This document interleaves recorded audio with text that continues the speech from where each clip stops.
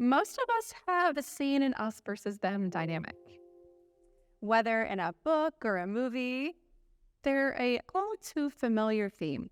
And most of us, we have strong feelings about things, don't we? I was just talking to this gentleman behind here and telling him about my strong feelings about my football picks. Sports are a great example of how we get aligned to things. And we get aligned to teams. We get excited about those things.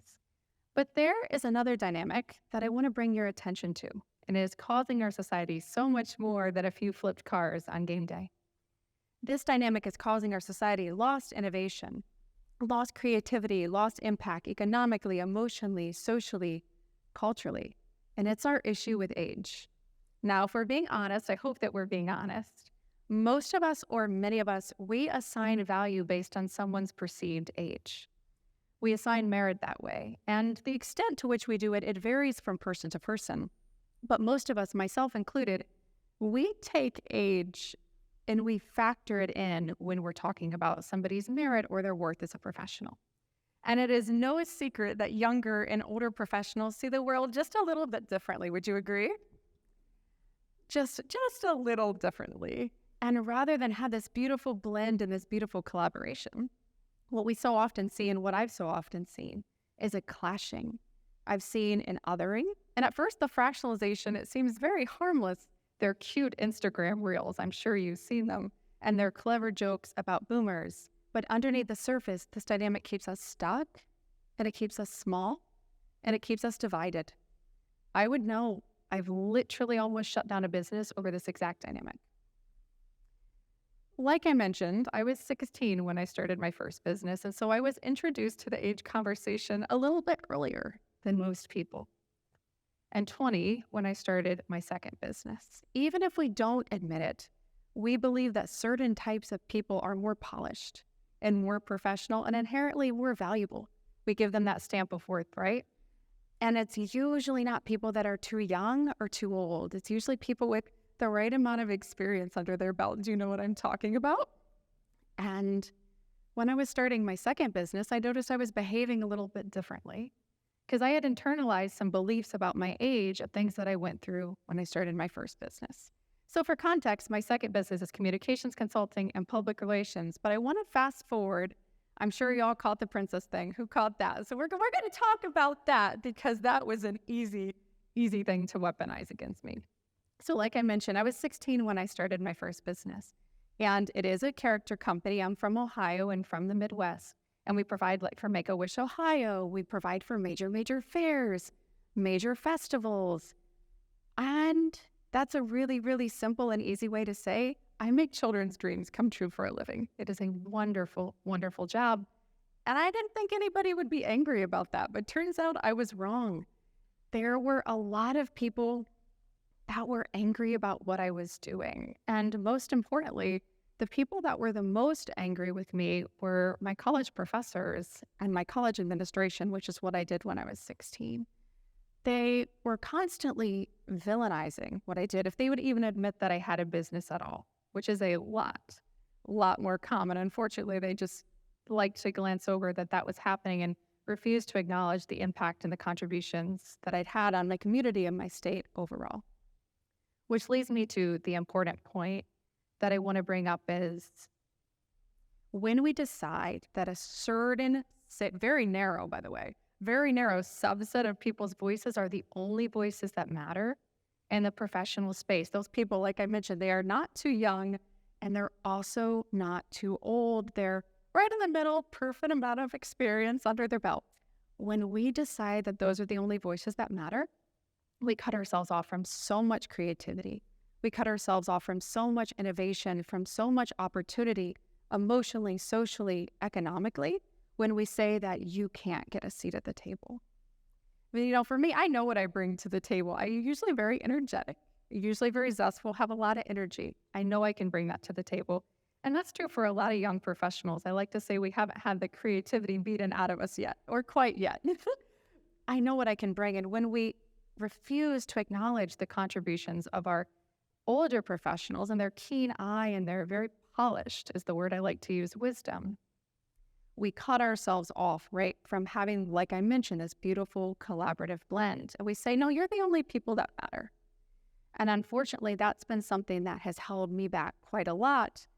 When I was, in the process of starting both of my businesses, primarily before they were successful, I was very, very concerned with a couple things. I was very concerned with the pitch of my voice.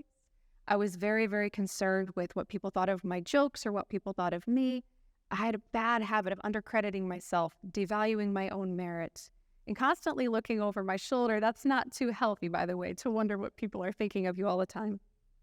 All because I didn't look or seem or sound the way that I thought a true professional would look or seem or sound.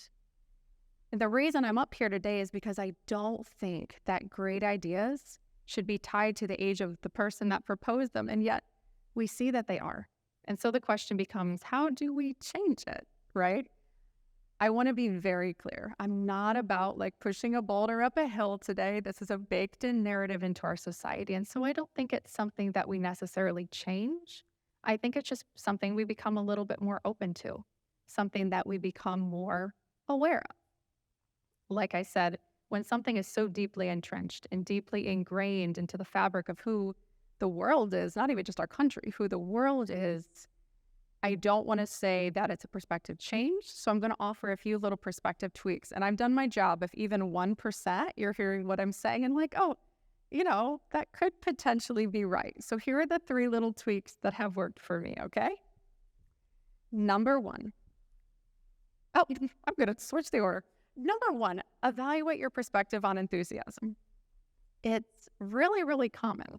When someone comes at something very enthusiastically and they're very excited about what they're doing, it's very, very easy to equate that as maybe this person doesn't know what they're talking about. And unfortunately, that's something that's been weaponized against me a lot is, oh, she's really incompetent. That's why she's so excited. Or, oh, she's actually very dumb. I hear that one a lot. It's very, very possible, right? And it's plausible to believe that people are just excited about what they're saying and excited about what they're doing. And I believe that if you like what you do and you're excited about what you're bringing to the world, you should have that level of enthusiasm. So number 1, let's de-weaponize enthusiasm. It is not super cute. It's not super fun. Number 2, are you creating a seat where all ages feel welcome to share their perspectives and to share their ideas? And this is so huge because in my experience, now you can correct me if I'm wrong, in my experience, terms like young lady are thrown out a little bit more often than young man, or maybe I'm wrong, but I heard that term a lot, and that term really bothers me because it's such a small choice of language, but it forces me or causes me to close up, right, and make me feel like my ideas and my contributions aren't as valid in that space, if that makes sense. So even being aware of the language that we use, giving the same respect that we would give to someone that had that 10 years of experience under their belt that's so coveted, even just shifting that respect, tacking on age as another requirement that somebody should meet before they're good enough is not only damaging to that person, it is so damaging to our entire society, and it's so damaging to our entire table. Okay, nobody likes to jump through hoops. I don't like to jump through hoops. So let's stop making age a hoop that we need to jump through before we're considered good enough. Number 3, let's talk about it. The things that we don't talk about, right? They grow and they get more powerful. So even having this open conversation like we're having today and just acknowledging, becoming, like I said, 1% more aware, 1% more open, and 1% more receptive to this idea is so huge. When we think about, for example, I'm sure most of you are amazing professionals. If somebody comes to you, if you're even 1% more open, 1% more receptive to their idea, that is a beautiful that is a beautiful thing. And we can still hear me?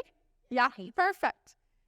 The thing that I want to leave everyone with here today is we have very beautiful people here. We really do. It's a very beautiful audience, and you're beautiful people. And any of you people sitting out here, you could be the person that gives somebody a chance or gives someone respect or chooses not to use that young lady or not to use that young man term and not to look down on someone that's younger or older or whatever it is. And that means a lot to me. The people that have done that for me and have given me that respect, even when I was quite green, the broadcaster term, quite green, even when I was quite green, I still respect those people. And I still care a lot for those people because they saw me for my value and for my contributions rather than my age. So the very final thing I'm going to leave you all with is great ideas and great people are always worth listening to because all ages count. Thank you. Whoa!